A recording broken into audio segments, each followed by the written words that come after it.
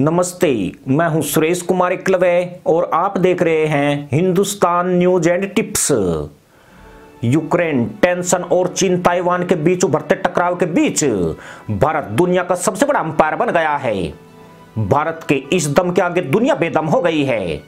जहां अमेरिका समेत कई पश्चिमी देश और यूरोप असहज हैं, वहीं यूक्रेन में हुए बुचा नरसंहार की निंदा करके भारत ने रूस को भी संदेश दे दिया है। जब दुनिया खेमेबंदी में उलझ रही है, भारत ने साफ कर दिया है कि वैश्विक मामलों में ताकतवर देशों की गुटबंदी से उलझने के बदले उसकी प्राथमिकता अब अपना हित देखने की है। हैरानी नहीं होनी चाहिए कि दुनिया की महाशक्तियों में शामिल भारत एकमात्र देश है जिसकी विदेश नीति के सामने सभी बड़े देश बोने साबित हो रहे हैं। भारत के ऊपर सिर्फ पश्चिमी देशों और यूरोप ने ही दबाव नहीं बनाया था, बल्कि रूस भी कोई कोर कसर नहीं छोड़ रहा है।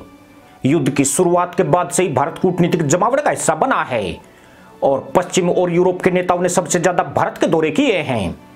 जब यूक्रेन में रूस त्राहिमाम मचा रहा है, दुनिया का हर बड़ा देश भारत की तरफ दौड़ लगा रहा है। पिछले 75 साल के इतिहास में पहले कभी इतने नेता इतने कम वक्त में भारत के दौरे पर नहीं आए थे। अमेरिका, ब्रिटेन, रूस, चीन, ऑस्ट्रेलिया, जापान समेत कई देशों के प्रतिनिधियों ने भारत का दौरा किया है।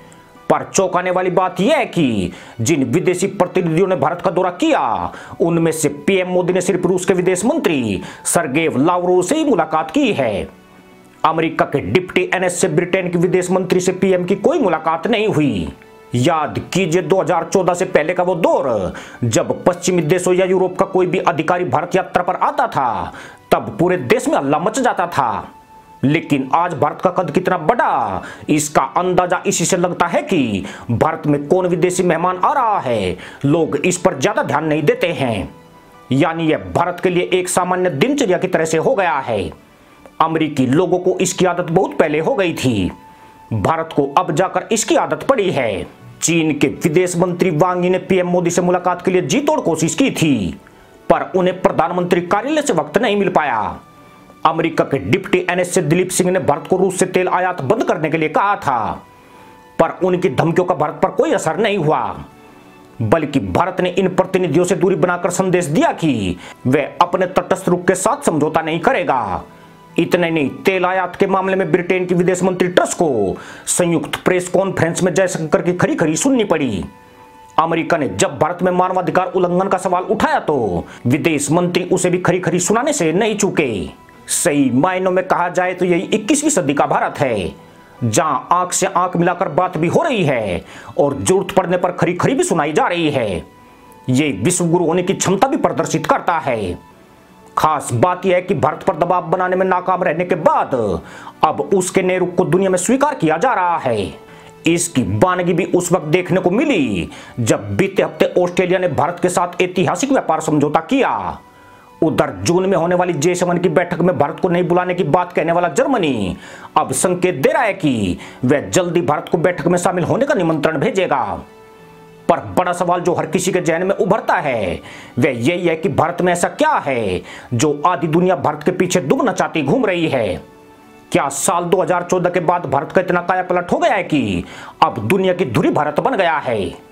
इस बात में कोई संदेह नहीं है कि भारत दुनिया का सबसे बड़ा लोकतंत्र है। 135 करोड़ की जनसंख्या वाले देश का निर्वाचित प्रधानमंत्री होने के चलते नरेंद्र मोदी दुनिया के सबसे ताकतवर नेता है। इस वक्त पीएम मोदी दुनिया के शीर्ष नेता है। पुतिन और बाइडेन लोकप्रियता के मामले में उनसे बहुत पीछे छूट गए हैं। तमाम वैश्विक संस्थाओं में भारत अहम भूमिका निभा रहा है। इसके अलावा जब पूरी दुनिया में अर्थव्यवस्थाएं डावाडोल हो रही है, भारत इसको रिकवर कर रहा है। इतना ही नहीं, अब विश्व खाद्यान्न संकट में फंसता हुआ भी दिख रहा है, जिसके लिए भारत से दुनिया की उम्मीदें काफी बढ़ गई है। चीन के सामने आर्थिक परेशानियां गहराने लगी है और भारत से उम्मीदों की कतार लंबी हो रही है। भारत दुनिया की तीसरी बड़ी अर्थव्यवस्था होने के करीब है, जहां भारत के बगैर किसी देश का काम नहीं चल सकता है। भारत रूस से 64% हथियारों का आयात करता है। अगर पश्चिमी देश उसे रूस से अलग कर देते तो यह रूस के लिए बहुत बड़ा झटका होता। सोवियत संघ के जमाने से रूसियों ने भारत का बहुत सहयोग किया है। भारत रूसी बंदूकें, टैंक, मिसाइल, पनडुब्बी जहाज और फाइटर जेट इस्तेमाल कर रहा है। नौसेना का सबसे बड़ा जहाज INS विक्रमादित्य रूस ने ही दिया है। जहां तक रूस की बात है तो चीन उसका भरोसेमंद दोस्त नहीं है। चीन की अंतर्राष्ट्रीय छवि भी खराब है और अंतर्राष्ट्रीय मंचों पर चीन को ज्यादा सम्मान नहीं दिया जाता है, जबकि भारत चीन के ठीक उलट अहमियत रखता है। भारत एकमात्र देश है जो रूस की खोई प्रतिष्ठा दिलाने में बड़ी भूमिका निभा सकता है, जबकि चीन ऐसी काबिलियत नहीं रखता है। यानी जिस खेमे में भारत रहेगा उसका पलड़ा वजनदार हो जाएगा। इसी के साथ अनुमति दोस्तों, जय जवान, जय किसान, जय हिंद, वंदे मातरम।